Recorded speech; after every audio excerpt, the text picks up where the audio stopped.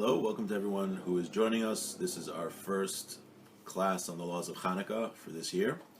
We're going to be starting from Siman Taf Resh Ayin Gimel, which is 673. This is where we left off last year. So you can listen to the classes that we gave last year if you're interested. There we talked about the time for lighting the Hanukkah candles, the Hanukkah lights, when's the proper time, and the proper placement, and things like that. So if you want to listen to those classes, those are already on YouTube in this playlist, so feel free to listen to those. But now we're going to be starting from Taf Resh Ayin Gimel. We're going to be talking about the type of oil and wicks that should be used for the menorah. So let's begin. Taf Resh Ayin Gimel, Aleph. That was the bus. Kol hashmenim v'hapsilos kisherim l'ner Chanukah. All oils and wicks are kosher for the Hanukkah lights. Ve'afal pi she'ein hashmenim nimshachim achar hapsila ve'ena or nitla yafa be'oso hapsila. And even if the wick doesn't absorb the oil that great, I mean it absorbs it but not the best way possible, and even though the flame doesn't catch the wick as good as possible, it's a subpar, we'll call it a subpar wick and a subpar oil, nevertheless it's kosher to light that on Hanukkah. Umiu shemen zayis mitzvah min hamuvchar, but the choicest way, the best way to do the mitzvah is with olive oil. Olive oil was what was used at in the temple when the Jews rededicated the temple from the Greeks, and they used olive oil then, so it's a special mitzvah to use olive oil, even though other oils and things are allowed, but the best way to do the mitzvah is through olive oil. And if olive oil isn't readily available, mitzvah b'shmanim sha'oran zach v'naki. It's a mitzvah to use oil that's light, is clean and clear. V'noagim b'medinos elu lahadlik b'neros shal sha'ava. Oran salul kamo shemen. The custom is in our places that people use wax candles because the light is clear like oil. Now, when it comes to wax candles, it's important to remember that the candles have to light a certain amount of time. Meaning, if you light the wax candles too early, and sometimes the candles go out in 30 minutes, then and you light, let's say you lit right by sunset, right by Shkia, then that's not going to be long enough for the mitzvah. So if you listen to some of our classes from last year, I did some experiments, and you could listen there to exactly how long different wax candles last, but you have to make sure that wax candles are lasting the sufficient time to fulfill the mitzvah, because the lights have to go to a specific time. And if you have any specific questions, please feel free to send me a message or give me a call. Okay, let's do the Mishnah Berurah on what we just learned. Aleph, kol hashmanim v'hapsilos, hainu ki yesh shmanim geruyim she'ein nimshachim ha'hapsila. There's some oils that aren't so great, like we mentioned, that they don't get absorbed by the wick so well. And the same for the wicks, that the flame doesn't go on the wick so well. Now these, why is he talking about these wicks and oils? The reason is because on Shabbos it is actually forbidden to light Shabbos candles with these wicks and oils.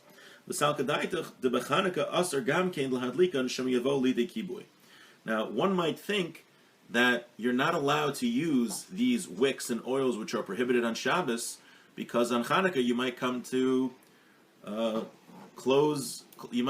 extinguish the flame, and if you extinguish the flame, that might be bad. He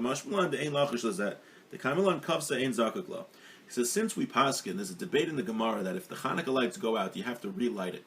So we paskin that you do not have to relight the Hanukkah lights if they go out. Now you can, there's nothing wrong with doing that, but you're not required to do so. So since you're not required to do so, there's no problem. We're not worried that maybe you will put out these flames in these subpar wicks. So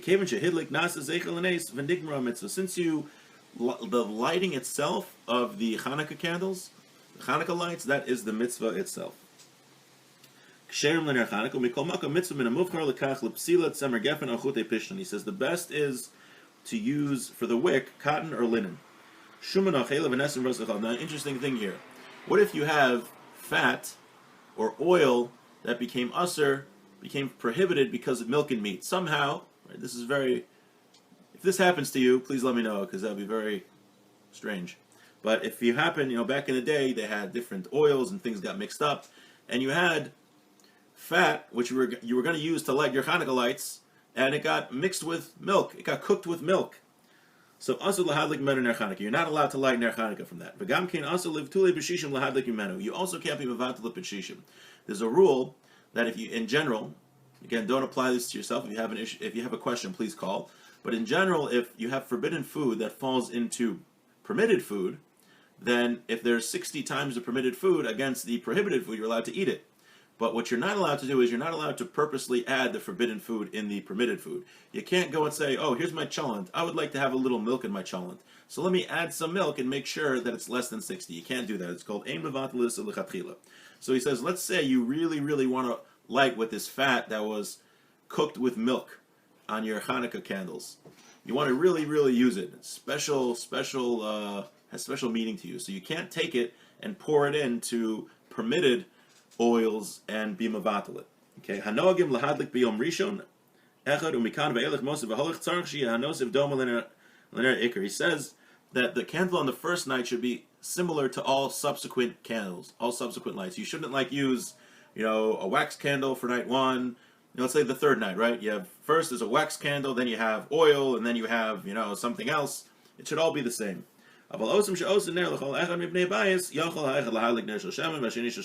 if it's different people in the house, different people could do different things.